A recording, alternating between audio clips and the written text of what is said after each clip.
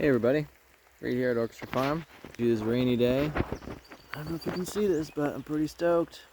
Those are some mulberry, I don't know if they're flowers or they're the fruits. See those little tiny guys right there? Yeah, pretty stoked on that. But there's so much to do, and with all this rain that keeps happening, which is both great and from the perspective of this place is a flood zone. Oh dang, what's that? I picked up this tree at Costco and there are totally apples on it. This is a Granny Smith variety, which is my favorite. Super stoked on that. And look, I gotta make beds here. Seems like I did a little bit of row making and planted some beets and I don't know, squashers, zucchini, and some spinaches, and I don't know, maybe some leeks and parsley. Anyway, there's so much to do.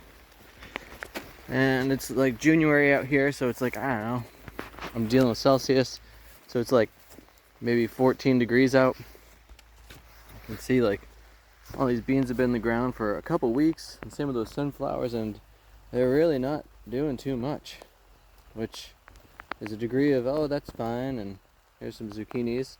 They're also really not doing much. Whereas the potatoes over here, you can see our lovely slug friends there trying to make a deal out of it, are doing better, and people are mounding them up, which is really, really good. I got over there and chop down all that grass so it'll get some more afternoon light happening here. But I don't know, with a kid on the way and all the pieces of life from work to family, and oh, here's a nice piece of broccoli, and preparing for a kid and trying to get our house straightened away, it feels like a lot. You know, if you know me much, you know that I love dancing, and my family's even trying to get me to go dancing tonight, and I'm just like, how is there space or place for all those things to take place when I'm still trying to get myself wrapped around all this? It's not easy. It's not easy making it all happen. How do you make it all happen? You know? I've got a planner and things that I try to keep track of everything in, and I got a little whiteboard at my house to help with all that. But seriously, there's a lot to do. You can see we got our little shade structure up there, so that way the babies can do their thing. Feeling good about the playground area, so again, the kiddos can do their thing. Let's look at this though. Hey, I believe that's clary sage right there. There's a lovely lupin plant taking place. Here's some mugwort that's going to flower / seed. That's exciting. It's been several years. I haven't seen that take place. There's the mallow, the marshmallow for all y'all, and the lemon balm, which surprisingly hasn't taken over the whole place. Ooh, the valerian's about to flower. Look at that. That's lovely.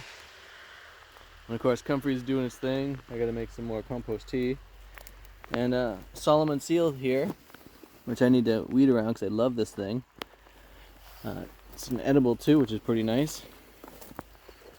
Another lupin looking great over there.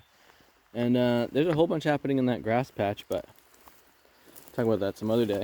Look at the other campaign just blowing up the scene. More comfrey because it's hard to have too much, or is that true?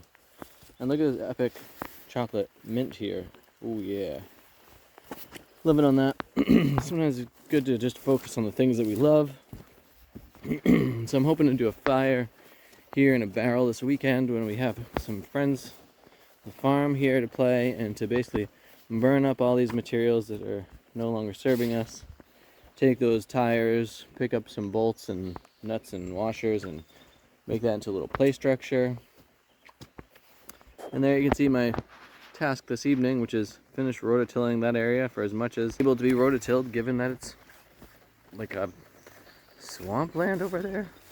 Anyway, it's never ending, and I'm contemplating the notion of changing the name of this place from Orchestra Farm to Orchestra Gardens, because even though I have so much space, I don't have enough time to actually make it the profitable space that it could be. at least in like a annual basis. I'm working to convert some of it to more perennial crops, but I don't have the timeline on just the lease for the space to like really go all in on nuts and things that are going to take, you know, 5, 10, 15 years to be producing major crops. And even with that, you know, it's not like the money's going to rain down tomorrow when you plant those things out. So the berries are hopefully a better choice with that. We'll keep on plotting out more of those and planting more up. But it's a time thing. There's only so much time. I'm looking at doing some wicking beds at my house.